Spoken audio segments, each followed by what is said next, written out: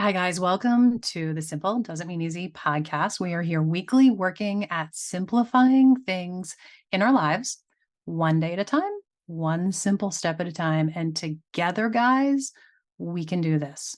I'm your host, Michelle Visser, and today is episode 15 in season 5, which is all about simple steps towards improving our health. And today's episode is basically a prescription for better sleep. I'm super excited about the sleep expert who is a world-renowned expert who is taking the time to work through a lot of things with us that I think might be life-changing for you if you struggle with sleep, or if, like me, you don't prioritize sleep as much as you should. I also wanted to tell you I'm super excited about a giveaway. I have a copy of every book that we have covered in this season. We have had multiple authors on, and each author has volunteered to send a copy of their book to the winner of this giveaway. So if you could go over and leave a review on Apple Podcast for this podcast, I'm going to choose a winner the last episode of this season, and I will announce the winner in the first episode of season 6. So if you would like to have your own copy of each book that we have been working through. So we have 4 Habits of a Joy-Filled People. That was last episode. Dr. Prather's book, The Sleep Prescription, that we're walking through today. The Wolf in Their Pockets, that was episode 13, I think. And A Healthy Mouth, A Healthy You, back when Dr. Michelle was on. Fantastic book. All of them have so much value. And of course, why not? I'm going to throw in a copy of Sweet Maple too. So go over and leave a 5-star review if you get a chance over an Apple Podcast, and that will automatically enter you for a chance to win one of each of these books. Well, Dr. Prather, I am so glad that you took the time to be with us today in this season of the podcast, because our topic is all about simple ways to improving your health. And I feel like sleep might be the most simplest yet most complicated one of them all. Agreed. Agreed. Yeah. It is so magical, but often so elusive, right? Yes. Yeah. Yes. Now, I know you're a world-renowned sleep scientist, and I know you have pretty much cracked the code on getting a good night's rest. But tell us just a little bit more about yourself and what you do on an everyday basis. Yeah, of course. And thank you for having me. So I'm a professor here at the University of California, San Francisco. And I kind of run a research program focused on the causes and consequences of insufficient sleep.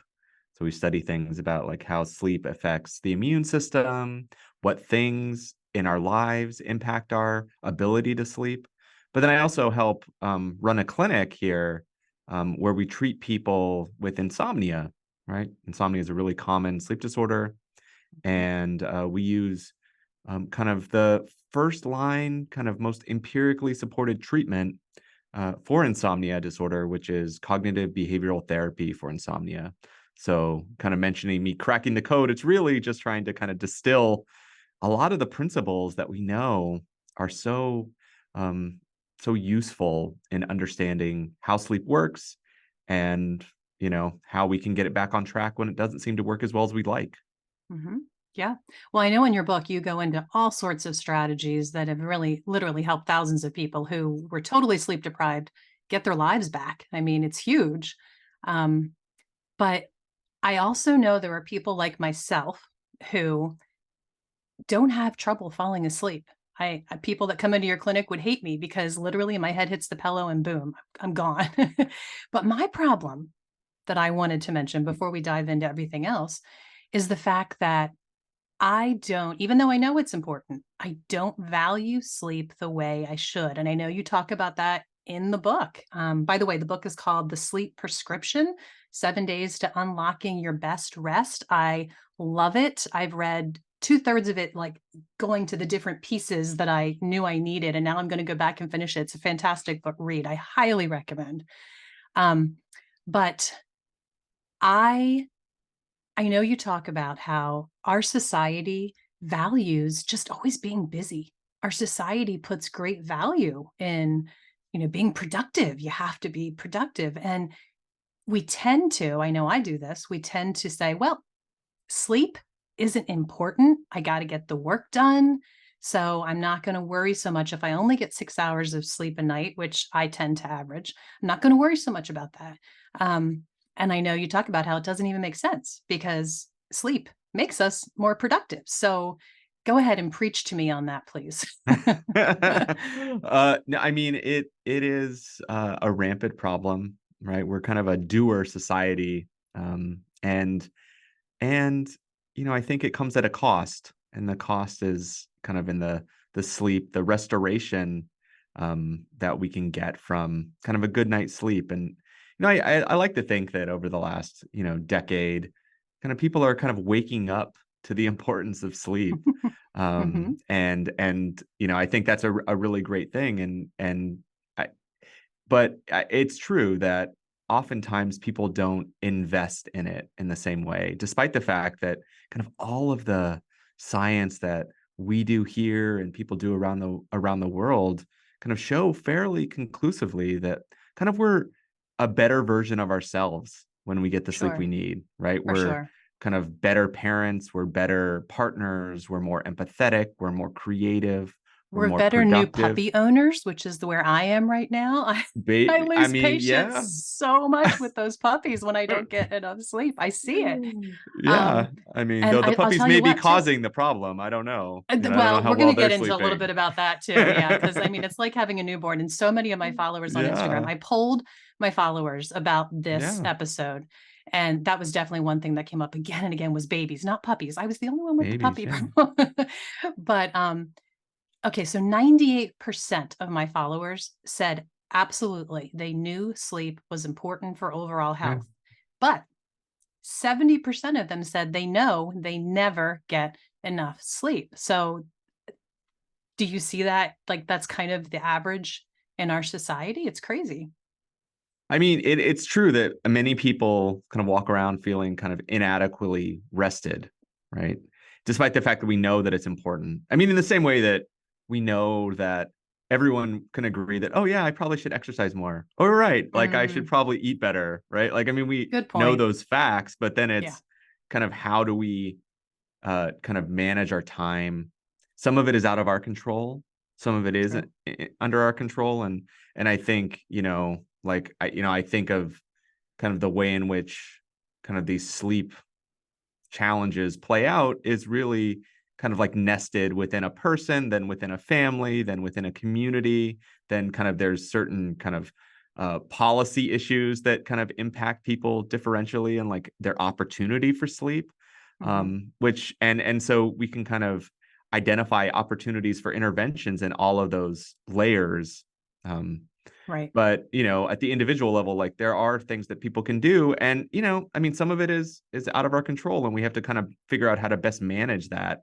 But walking around not feeling kind of you're getting the sleep you need can be tough. And we know that from the epidemiologic literature, right, kind of these population based studies, that people who kind of get fewer than 5 hours, fewer than 6 hours over the long term are at increased risk for a whole host of things, from Hmm. cardiovascular disease to cardiometabolic problems like type 2 diabetes, obesity, and then kind of a growing literature base around kind of neurodegenerative diseases. Now, of course, Mm, that's all at the population level, like mean level. And one thing I want to emphasize is that it's not a one size fits all with sleep, right? We've kind of learned yeah.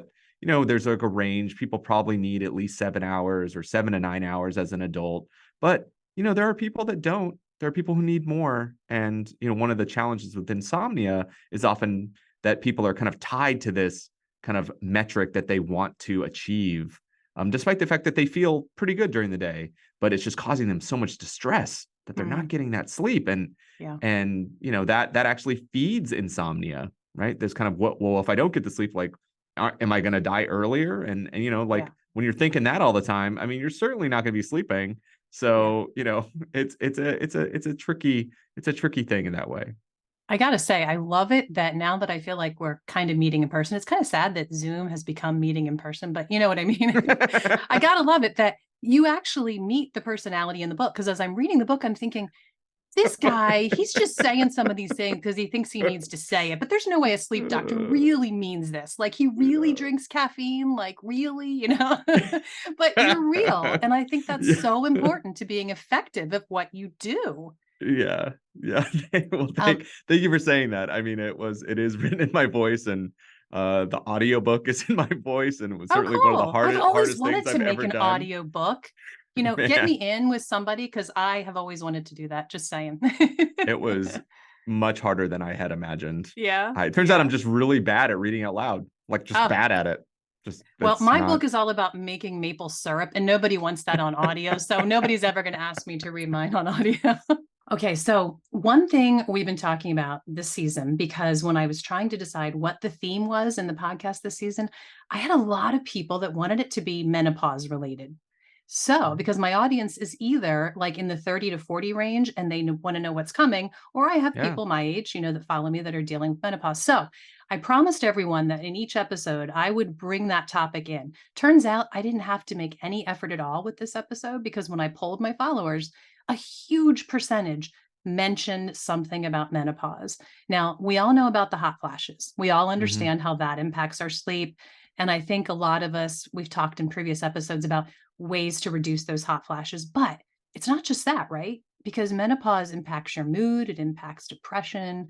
I think all of that is going to have a huge impact on waking us up at night, yes, or helping us not get to sleep. Yeah, I mean, that it is absolutely true that, sleep disturbances spike for women during the menopausal transition. Some of that is due, much of that is due to the hot flashes, which are kind of uncomfortable and, Yeah. kind of a change in your kind of It's thermoregulation and awful. You literally thermoregulation. think you're going to die, and you're like, Yeah, how is anybody else in the room surviving? Yeah. it's terrible. Yeah, I mean, Yeah. it's that's really challenging, and I mean, it has been shown that kind of. So, I mean, the challenge is that okay, there's these kind of hot flashes. They wake people up, understandably, and so how do you manage those? And right, so this is kind of things like kind of managing what you're wearing and managing your the covers and managing kind of like airflow and things for Yep. cooling. But then what often can happen is, people kind of their mind wakes up, they start worrying, Yeah. our default is often not to like focus on kind of all the positive things in our lives. It's the kind of the negative things, and those Mm-hmm. keep us up, right? And Mm-hmm. and so, though hot flashes can be a trigger, and those are often kind of unavoidable in that way, unfortunately. I mean, it's kind of about managing. But getting back to sleep is something that we can kind of address, and that's where kind of the same principles are put in place that it is for anybody that has insomnia. And clinical trials have shown that, say, cognitive behavioral therapy for insomnia has been effective in kind of treating insomnia symptoms among women going through the menopausal transition. So for many it can be helpful. But you're right, there are other aspects to that are kind of all kind of bundled in together, right? Like changes Yeah. in mood, kind of dysregulation of hormones, all those things that we're still trying to understand. And for depression in particular, that's another place where there's this kind of bidirectional relationship, and we can't really ever at this point in the research know for whom the sleep problems are kind of part and parcel of the depression, or they're contributing to the depression. So Yeah. there's seems to be kind of a subset of people who are depressed, and if we treat their insomnia symptoms specifically, just those alone, their depression will improve, right? Hmm. Suggesting that like the insomnia was Right. causal in that. But then there are Right. other people where you treat their insomnia and they're still depressed, and so maybe there's kind of adjunctive or independent treatment that's required. And Is there whenever such a someone thing comes as a good. holistic sleep doctor? Because I feel like you are one. Is there such a Well, thing? I mean, you have to think uh, about the whole person, right? I mean, yeah. I mean, you're right. I mean, it's obviously a really complex issue, and there are lots of things that So what we do in our clinic is we are kind of like like a specialty clinic. I mean, Okay. there's such an incredible need, right? There's just so many people walking around with not getting the sleep they need. And so Yep. we really try to kind of figure out how we can see as many people as possible. And this is true of all like behavioral sleep medicine clinics. And what that means often is that, we focus on their sleep, right? They're like someone comes in and they have all this trauma, right? And Mhm. that's like causing their sleep problem. We'll focus on their sleep. But, Okay. because of the kind of the way that like it's a very kind of manualized kind of like step by step recipe really, and so we don't have like the next 5 years to like work Right. on all the traumatic stuff, and so we often have to kind of farm that out or find another therapist or clinician to work with that. And Gotcha. I can't say that it's particularly satisfying in that way, right? Because Yeah. that there's so much more work to do, and maybe they need a nutritionist, and maybe they need management for like medications and all those things. And it's really Yeah. kind of unfortunate the way that it's all splintered that way. But it makes sense. But So what you're saying is when they come to see you, you just focus on sleep and maybe you can give them all the help they need. And if not, you're able to at yeah, least tell them what areas you see that they might need to follow up with. Yeah. yeah, absolutely. We try to Okay. stay in our lane Yeah. in some respects. Okay. Well, let's get back to that big word I mentioned earlier, caffeine. I Yeah, know around the world, you said this in your book, that there were 1.4 trillion cups of coffee, I believe, being drank. I believe it was in 2020, sometime around then. yeah, So I yeah, know it's a big thing. People love their yeah, coffee. I mean, there's a big yeah. market for it. So tell us about caffeine. Just tell Yeah, us. caffeine absolutely is, the most common drug used around the world, Hmm. right? I Yeah. mean, it's a stimulant, and it can be really helpful in, right, in maintaining alertness. But the challenge is that it's for many people, it stays in your body for a long time, Yeah. You right? talk And I about the think half life. yeah, so a half-life is kind of how long does it have to be, how much time has to go by for half of it to be left in your system or have to have kind of dissipated out.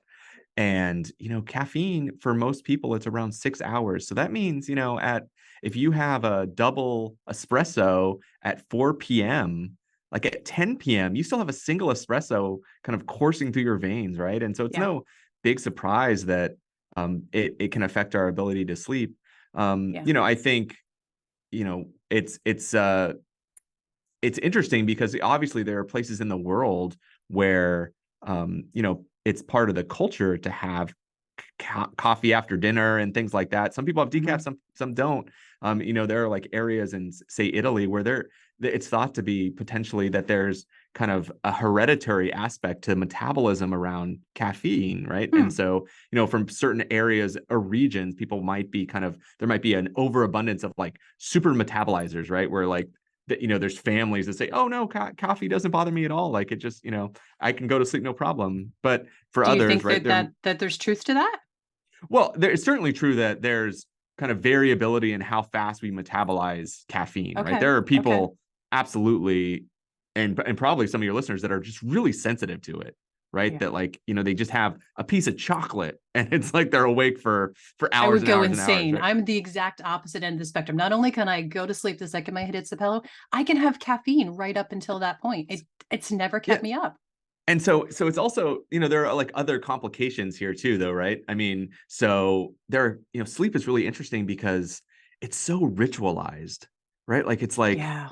there are all these cues in our environment that tell our body what's happening next. Yeah. And sleep is one where many people have like very clear routines, right? They Hmm. like, they put on their pajamas, they brush their teeth, they, Yep. spend time with their loved ones, whatever. And the bed itself is such an important environmental trigger that, sleep is really about kind of the buildup of your sleep drive, right? And this need for sleep, but also this feeling of safety, right? Because you really have to Hmm. let go. You have to kind of allow that to happen because we can overcome that, right? When we don't feel safe, when we're hyper vigilant, I mean, we could be as tired as, as usual, but like just stay up anyway, right? We Hmm. have stressors in our life. And so all of those things kind of play a role, and for some people may be able to kind of overcome the chemical aspect of caffeine, right? In the Okay. same way that I have so many people that have insomnia that take sleep medications that are pretty powerful, and they'll say things like, last night my Ambien just didn't work. And it's like, it's not like you changed, like the medicine's still in your system, but like we can overcome that, right? Huh. And it's so it's never just one thing, but it's true, like caffeine, like having, sleeping trying to sleep in like a brightly lit room or some place where lots of noise is happening can be hard, right? And so all of those Yes. things can kind of chip away at your ability to kind of let go and allow kind of sleep to come to you. Yeah. Yeah. And when you said hyper vigilant, that really triggered me that is what my husband's problem is. Bill has always had trouble going to sleep, always, but he's also a major like protector role kind of figure, Yeah. has always been. He's the oldest brother, and he doesn't want to miss a thing. So Yeah. if there's a tiny little sound, he needs to know about it. Yeah. Yeah, Yeah. that's Yeah. I mean, that's it's funny. I think about this too. I mean, so I have two kids, 11-year-old and a 7-year-old. And like my wife like sleeps through almost everything. And like but dads I'm can't, like right? always, well, like I Yeah. don't know if it's gendered that way, but it's like, but for whatever reason for me, like it's like I'm like sleeping with like one ear open all Yeah, the that's time. how Bill is. I And it's know. just, Yeah. and it just Yeah. it is that way. Guys, let's pause for a second and talk about salt. Our bodies need salt. We need it for nerve impulses to actually work. We need it to be able to contract and relax our muscles. And we can't maintain a proper balance of water and minerals if we aren't eating enough salt. But what salt you're using actually matters. You want to make sure there's no artificial additives and no unhealthy pollutants. But it's also important to know the source of your sodium in your electrolytes. Now that summer is here, if you're drinking electrolyte drinks, I can tell you there are no better hydration drinks on the planet than the ones offered at Redmond Real Salt. I love it that Redmond actually adds dual magnesium, malate and glycinate, which are both bioavailable forms of magnesium, meaning your body can really easily absorb it and use it. And that's important in an electrolyte drink because magnesium is an electrolyte that plays a really vital role in our energy. Side note, salt actually causes our intestines to absorb more calcium in our diet. We've been talking a lot this whole season about menopause, and osteoporosis is a big fear of someone who's facing menopause or in menopause.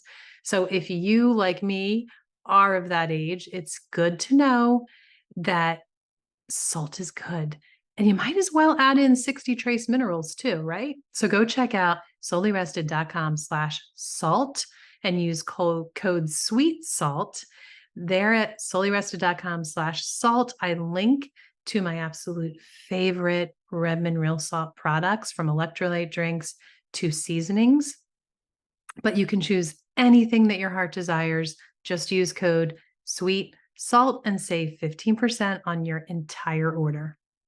And guys, extra bonus, great news. If you're ordering $30 or more, shipping's even free. So you're getting your 60 extra trace minerals and you're not even paying shipping for it. If you're ordering $30 or more, go check out soullyrested.com/salt and use code sweet salt.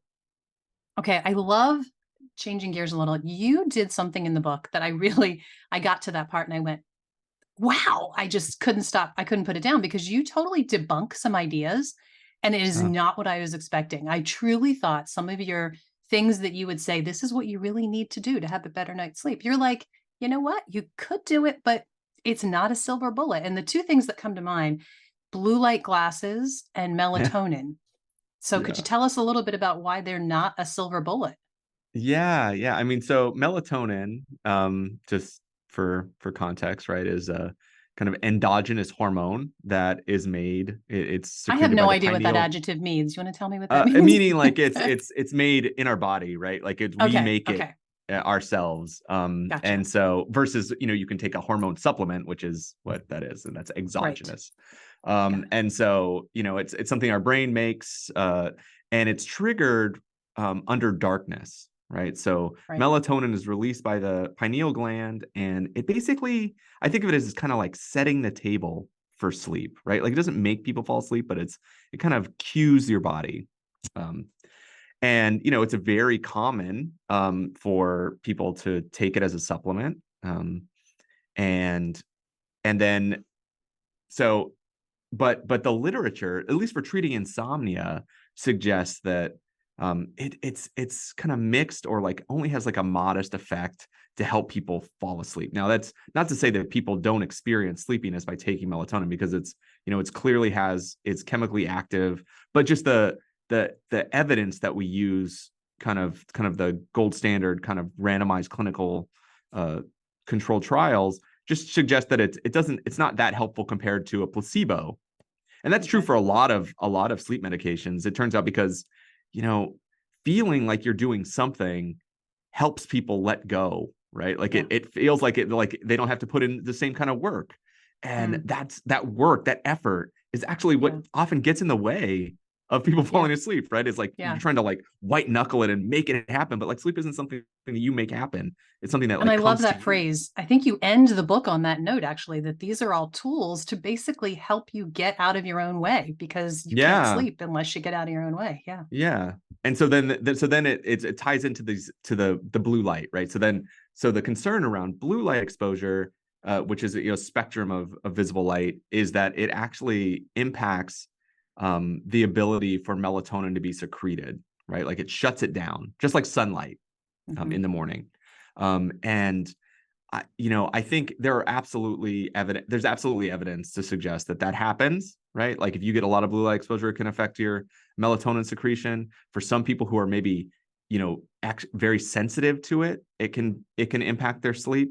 But I guess the case that I was making is that, it a lot of what keeps people up isn't the light exposure; it's actually the content that they're consuming during Yes. that time, right? So, And if you, again, yeah, you being real, I'm sorry to interrupt you, but you being oh. real, you totally are. You, like, I look at social media before I go to bed sometimes, and I know people are going to do that, but then go on to explain. I know you talk about it's the content that you're looking at, right? Yeah, so like social media in particular, is really, it's created to keep people engaged, right? Mm-hmm. Like it's like that's their model. and Absolutely. and so that rewarding experience in your brain like keeps you coming back for more.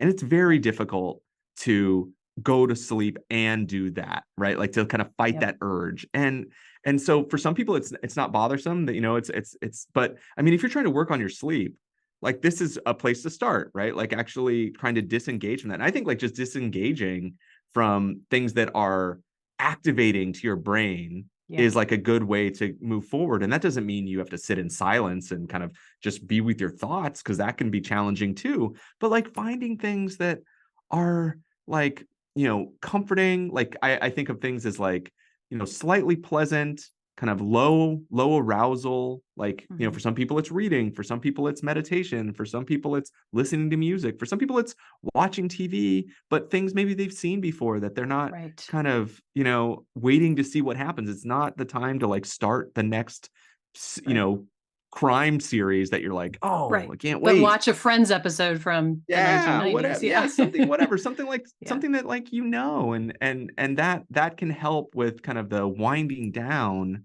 And if you are someone that's really sensitive to blue, I mean, many devices have filters on them, so I think you should put the filter on. I mean, just in case.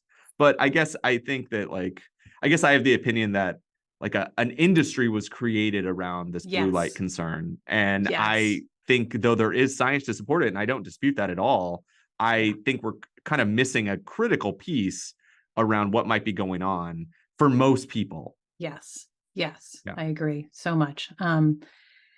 And uh, something you just said that I just drew a blank now. Hate it when my brain does that. Is that because I don't get enough sleep? It's hard to tell, but uh, okay, so in your book, I mean, the subtitle is 7 Days to Unlocking Your Best Rest. yeah. I already just alluded to this. You literally give us tools and you break it down in a 7 day in chunks of what to do each Yeah. day for 7 days.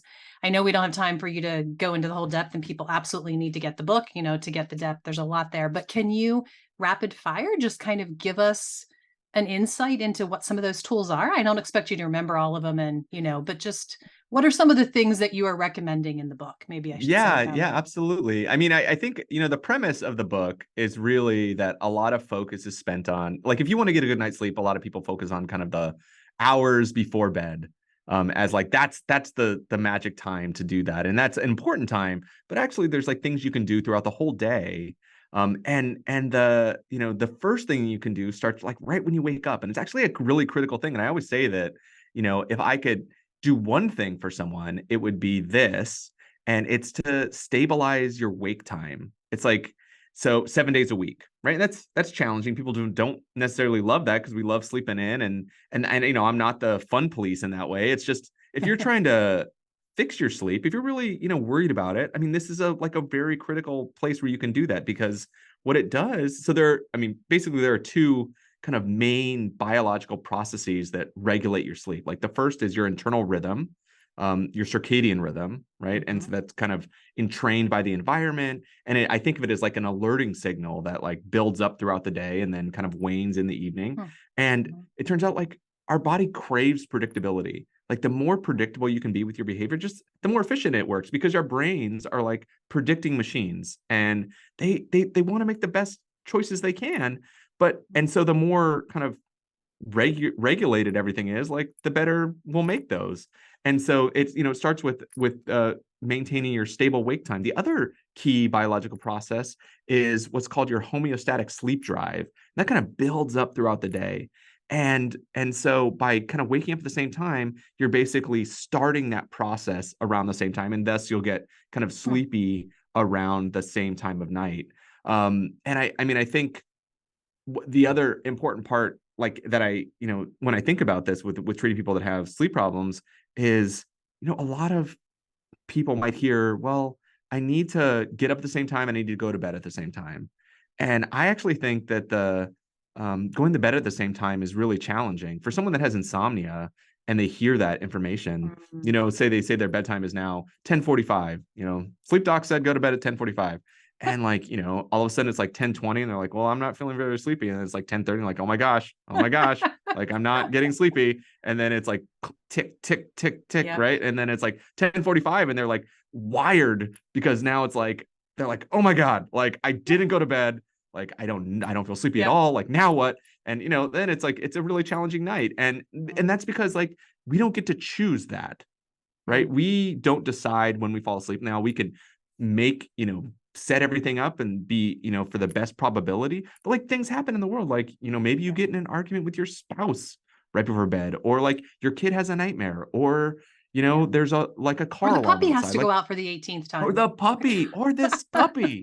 And so, all of those things can undermine our ability to fall asleep. And so, we have to just kind of allow that system to kind of work itself out, and do the best we can, and know that, you have these biological processes that are going to kind of work in your favor.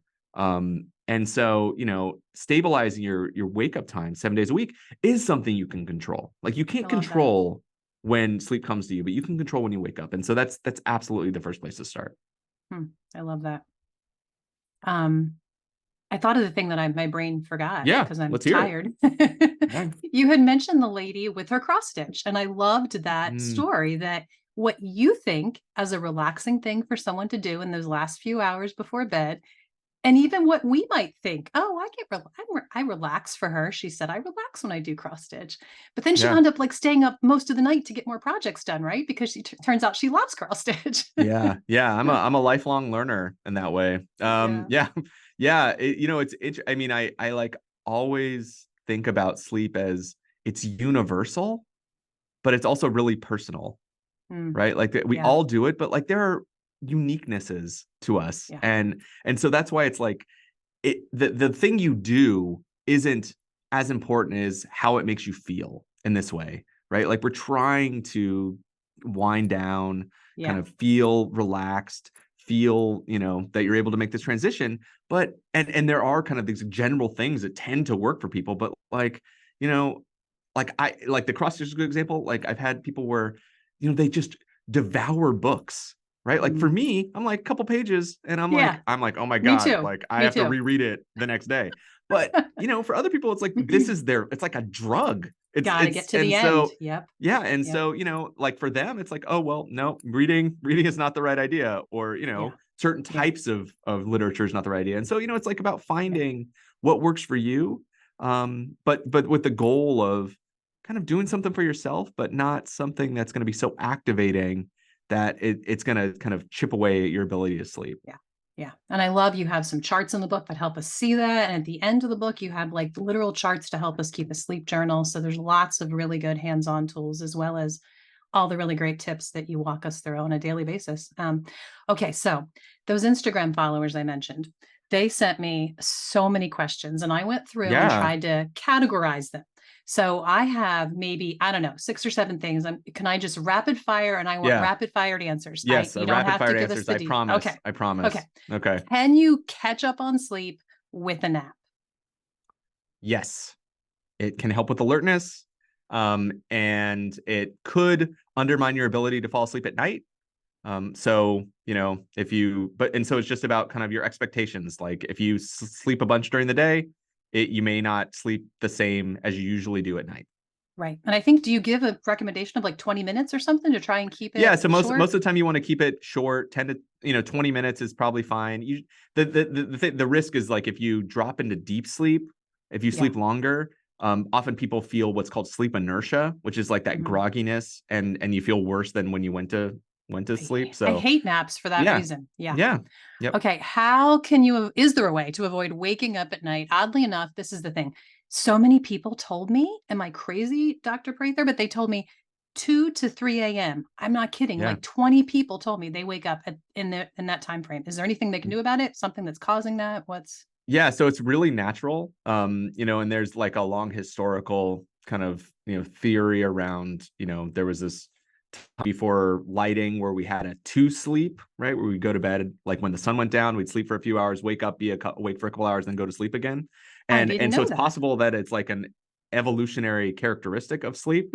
Hmm. I think, off what we do if people have true insomnia is we will often push their bedtime later to try to squeeze out that awakening in the night just because Okay. and it's less about the awakening itself, but actually the getting back to sleep. Like sometimes Right. people wake up and they like feel like they've gotten a good dose of sleep. And so they're awake for a little bit. I think it's important for everybody to know it's really natural. It also increases in frequency as we age. And that's just like Okay. a function of age that we don't necessarily understand, but like that is known. Okay. And just trying to not to freak out about it because that's probably what is contributing to keeping people Yes. awake because the awakenings we often like as we get older particularly like use the bathroom things like that like that's just part of how it is. Yep. It's the kind of distress about it that can be problematic. Yeah. Okay. A lot of people asked, is it Yep. detrimental that I hit the snooze many times every morning?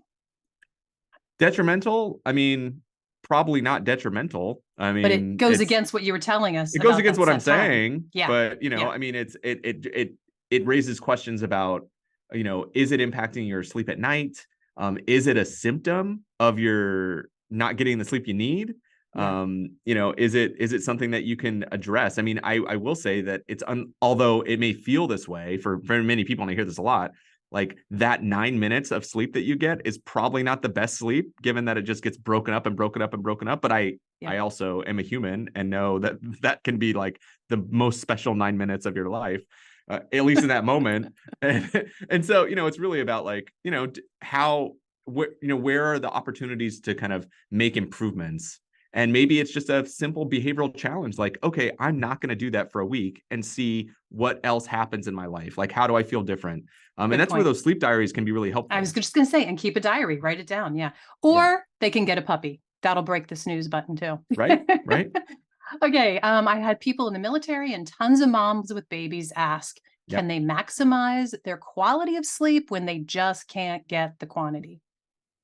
Yeah, I mean that's a really challenging one. I mean, I think usually when people are, I mean, the good news is that oftentimes our body will take care of us for like what we essentially need, right? So if we deprive someone of sleep for the entire night, as soon as let them go to sleep, they'll like immediately drop into deep sleep, right? Like our Really? body will try to Hmm. recoup that, and Yeah. and so in that way, that can be really important and just evidence that like as humans, we have these systems in place to try to kind of maximize our functioning, despite inadequate amounts of sleep.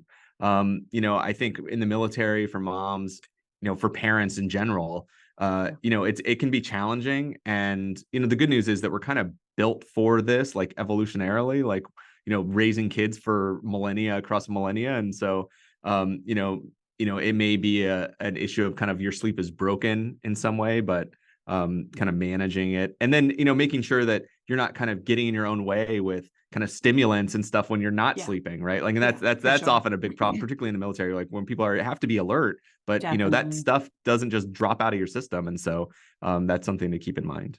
Yeah. What about, will taking magnesium help with sleep? I had a few folks ask about magnesium. Yeah, magnesium, has been shown to be, at least anecdotally effective, and there is some evidence to suggest for some people it's effective. I mean, it's not something that we typically will recommend. I mean, like on its own. Okay. But I mean, I've definitely met enough people that say that it's helpful, and I think, you know, I don't think it's something that will necessarily hurt individuals. So it's kind Okay. of innocuous in that way. But of course, you'd always want to kind of consult with your physician to make sure that there aren't any contraindications with medications and things like that. Okay. A lot of people, I'm sure you hear this, said they have no trouble going to sleep except their spouse falls asleep first and their spouse always snores. Yeah. Yeah. Yeah. I mean, that is a challenge. No, for sure. And I mean,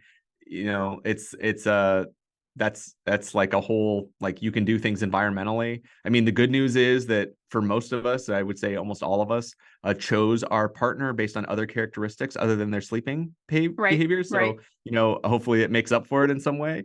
Right. But I mean, and like, I think it's always a kind of an interesting conversation for people to have about, how can we make sure that we all get the sleep we need? I mean, if someone's snoring really loudly, I'd urge them to, potentially get evaluated for obstructive sleep apnea. It's very underdiagnosed, but can Yep. be very harmful. Yep. And trying to set the environment the best you can to Yeah. protect the noise so that you can sleep well. And maybe to find a way to have positive thoughts, like you said earlier, instead of the negative thoughts. Think about the Yeah, things you love yeah, about your spouse while they're snoring away, exactly, right? exactly right, exactly All right. right. So everybody needs to get a copy of this book, The Sleep Prescription, 7 Days to Unlocking Your Best Sleep. And where can we find you? What else would you like us to know? I think you can find that book anywhere they sell books online. Okay. I hope everyone gets the sleep they need and invests in it the best they can, because it will, it will serve you well going forward. So it was really great to chat about Absolutely. this. Thanks so much for being here. Yeah, thank you. Well, guys, I hope that you enjoyed Dr. Prather and his down to earth, straightforward, look at the whole person kind of attitude as much as I did. I thoroughly enjoyed talking to him. I was a little nervous beforehand, talking to a world renowned sleep expert. I got to admit, I thought it'd be a lot of science that I wasn't ready for or able to put my brain around. And I just didn't think he'd be so down to earth. So good stuff. Yes. A couple things that Dr. Prather said that I did want to just give a little bit of my thought or insight on. He mentioned meditation very briefly, and that brought to mind something that I wanted to share with you guys. That as a Christian, I personally do not believe we should meditate in the way that Near Eastern religions do, where you're emptying your mind. Your goal is to completely empty your mind and be in a state of relaxation. I don't believe as Christians we should do that. The Bible makes it quite clear, and it does make it clear that we should meditate in a different way, and we should meditate on the Word of God and the amazingness of the joy and the grace that He offers us. There's actually a specific Hebrew word for meditation, as it's mentioned in Psalm 1, where it says we should meditate on His Word day and night. The word meditate is actually the Hebrew word hagad, Hagad. And the cool thing about this word is it is a very active word. It actually means make a noise. So the idea is you're thinking so much on the greatness of God and the blessings He's giving you and the joy in your day. It's because of the breath that He's given you that you get to a point that you're just amen and you want to say something about it and you want to make a noise. So it's very different than the idea of emptying your mind. Instead, it's an active meditation, if that makes sense. Also, he mentioned evolution, and I just wear a different set of glasses when it comes to how the earth and we came into being. I don't believe that we have evolved over millions of years. I believe very firmly in Genesis, in the Bible, and what it describes of how we have a creator. And to me, even scientifically, looking at it scientifically, it makes more logical sense to me to believe in a creator than to think that the intricacies of our person, the way our eyes work, the way our ears work, the fact that we still can't even comprehend how our brain works, it's so intricate. All of that to me makes more sense that we are the fingerprint of a creator who organized all of us to work together so beautifully, every bit of us. And to think that that could evolve just doesn't make sense to me in any way. But I just wanted to explain that the couple things that he did mention that he explained could be an evolutionary result of the way we sleep. The fact, for instance, that mothers can get like almost no sleep being up with their baby.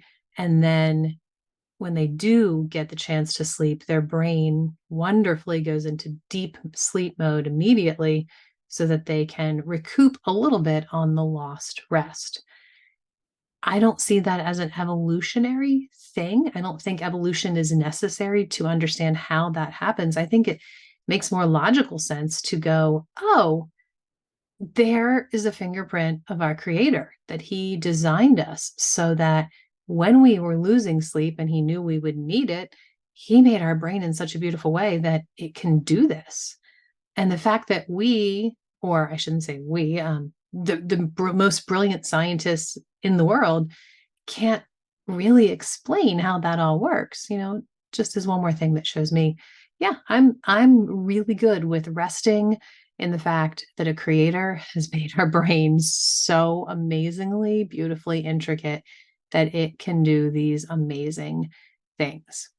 So, um, and oh, also, if you haven't yet caught last episode, episode 14, I was really surprised. A couple things that Dr. Prather said that I went, huh, that is just like I was talking about last week with Chris Corsi. Some of the way that the ideas intertwined with when we have trouble sleeping, our brain tends to focus on the negative and we sit there and we just think about all the bad things if I can't get to sleep right away.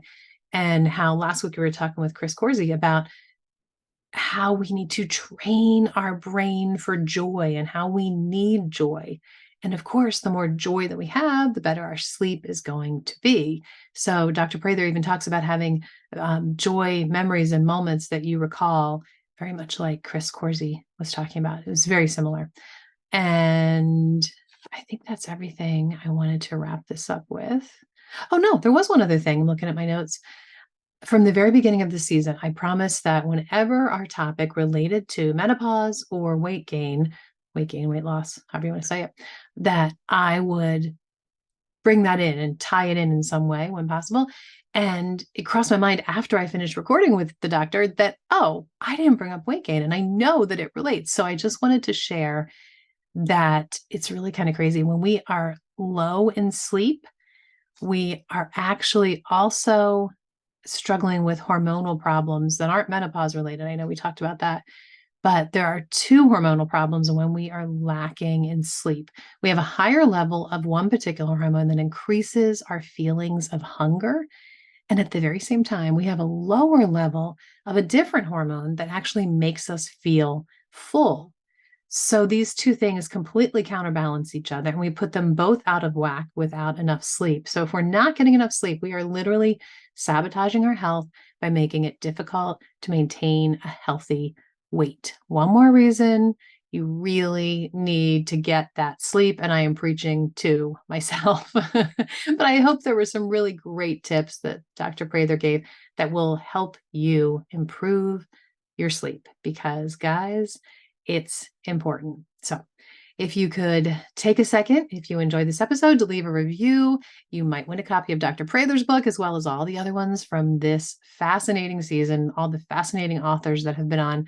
And I think that's it finally. So, thanks for listening, friends. And remember, it is easy to forget how blessed we are to live this life. So enjoy the simple, everyday efforts. You'll sleep better. And you know what? I know it's not easy, but it's a good life.